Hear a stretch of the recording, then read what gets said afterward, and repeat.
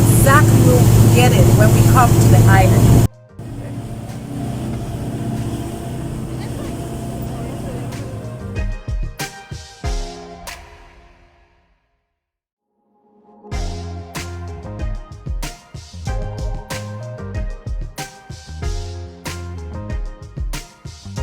Welcome me here in your new place in Taboga.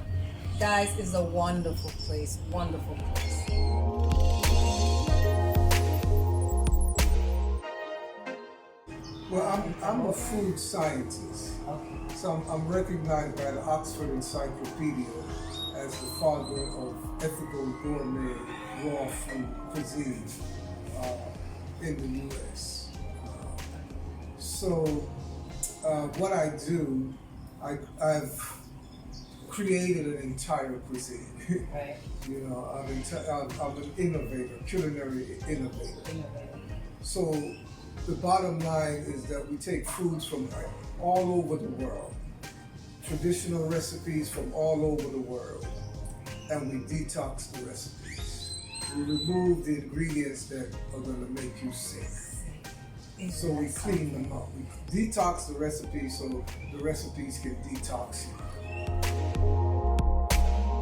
Sunfired. The word sunfired. A lot of people are asking, and I tell them that sunfired has to do with food and natural state. That's as far as I go with this, guys. So that's why we're having this interview with Dr. Well, Sunfired means that our primary food is actually the sun. We eat the sun. But since we can't reach up and grab a bite of the sun, we get condensed solar rays. And these condensed solar rays are in the forms of apples, lettuce, tomatoes, and so forth and so on. So the principle behind Sunfired cuisine is that there's only one chef on the entire planet who cooks for everyone, and that's the sun. So I'm not a chef. I can't compete with the sun. Yeah, so so that means you eliminate the word cooking. It's more like a Well, preparation. no, it's cooked. It's cooked, but It's cooked, but it's cooked by the sun. by the sun.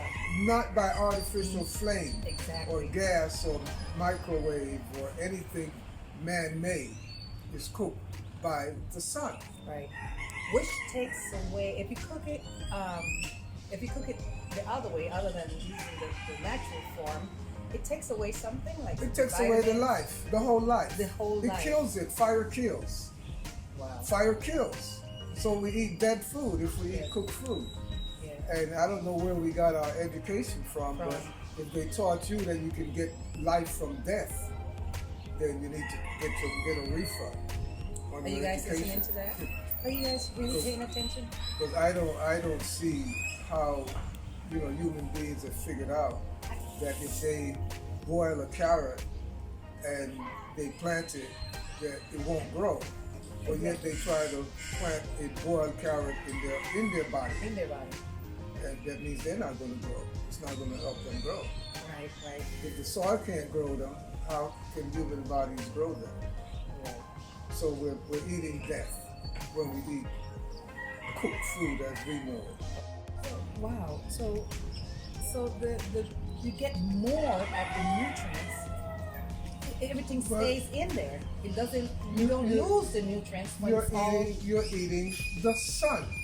Yes. You're eating condensed solar rays. Look. This here. This is sunshine. This is food.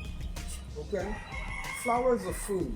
Can I have one? Let me try. As long as they don't have chemicals, all flowers are edible, except the ones that may be poisonous. Poisonous, right? But we know that ficus is not poisonous.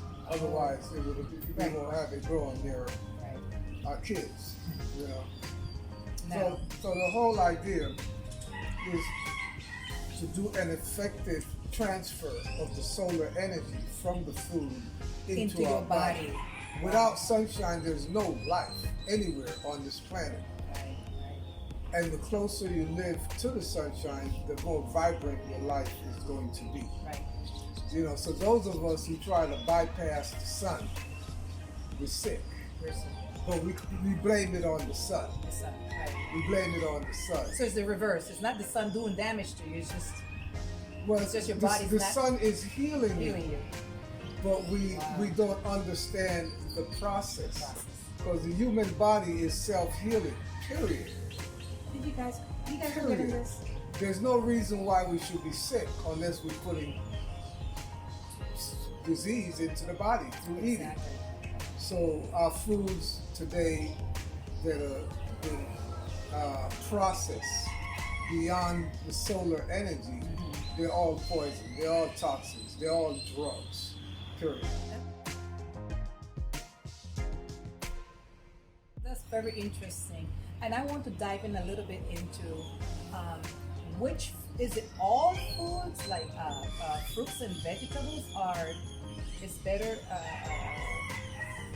Sunfired, or there's some that cannot be. Well, if look, Let's say if I want to prepare rice and beans, for example, how would I prepare? well, let's look at facts first and foremost. Human beings have been on this planet for how long? Since, based on recorded history, they say they've dated a good 1 million years. They found some, genes of Lucy in Africa, so it dates back to 1 million years. And how long have human beings been experimenting trying to eat rice?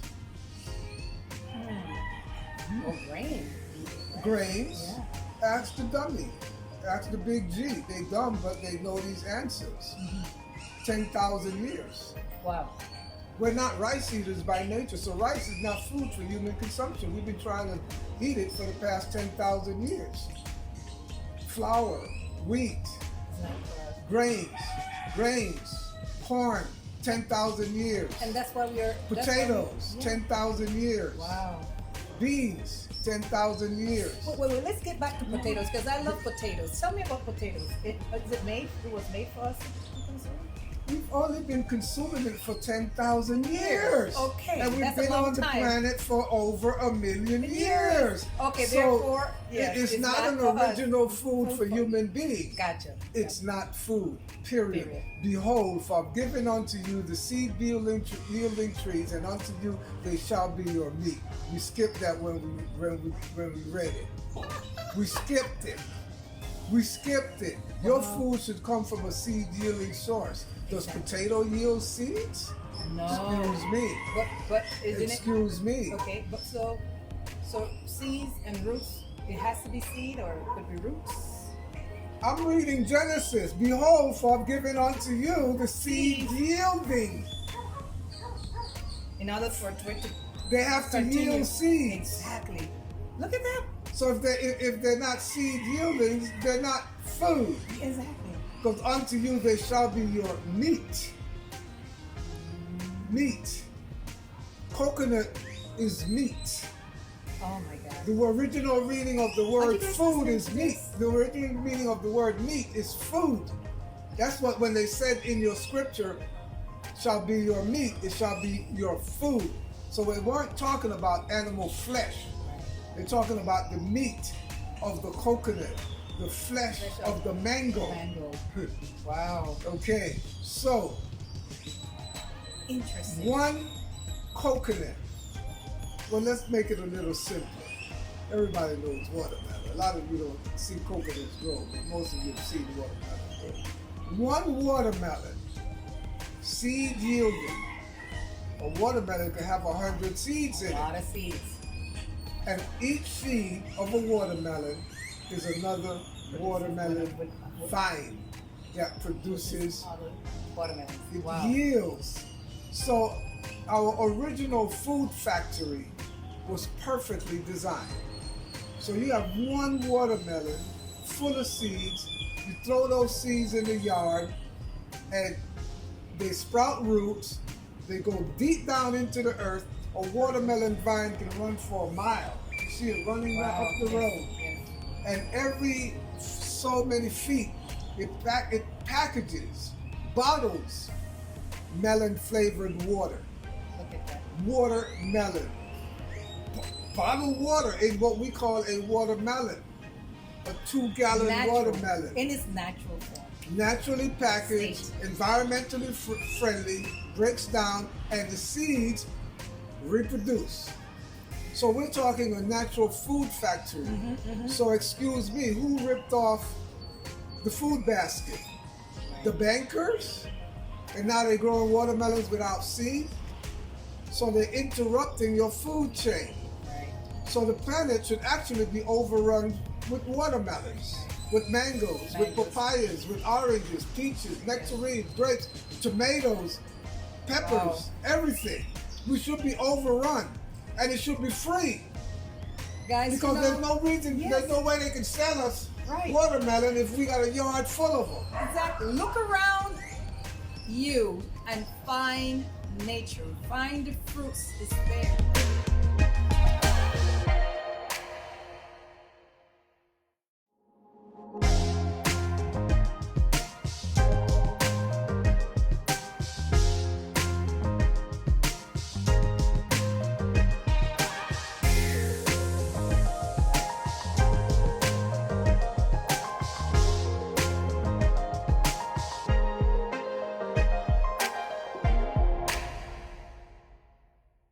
So I share with people how to create exciting recipes that are healthful.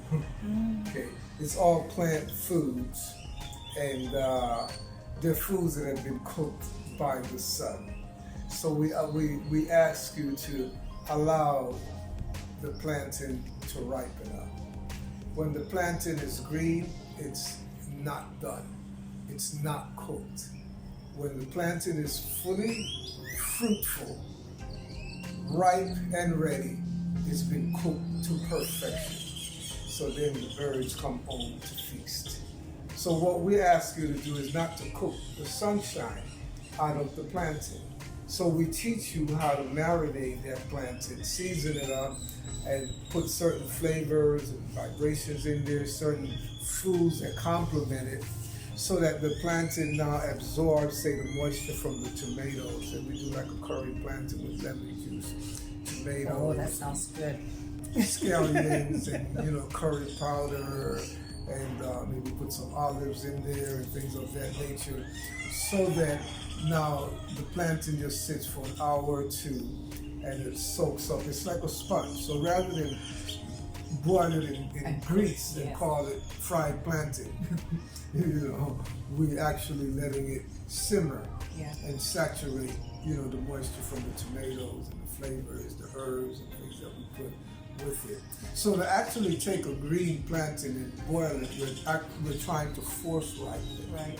Yeah. But we understand that it's not ripe because it is still a starch. It is still a complex carbohydrate. When it's ripe, it now becomes a simple carbohydrate. We turn it into sugar. So when you take that green plantain and fry it or boil it, now you're asking your body to ripen it up. And your body cannot now turn it into sugar. Cannot turn it into a simple carbohydrate. So you're going to have complications. Wow, I mean, there's so much more to learn, and that's why I encourage you to go on his website. Your website is sunfired.com, and there's so much to learn. And one way of achieving that knowledge is signing up for one of his classes or one of his group gatherings, like I have on my website, panamamule.com. You could contact me or contact Dr. Aris Latham. And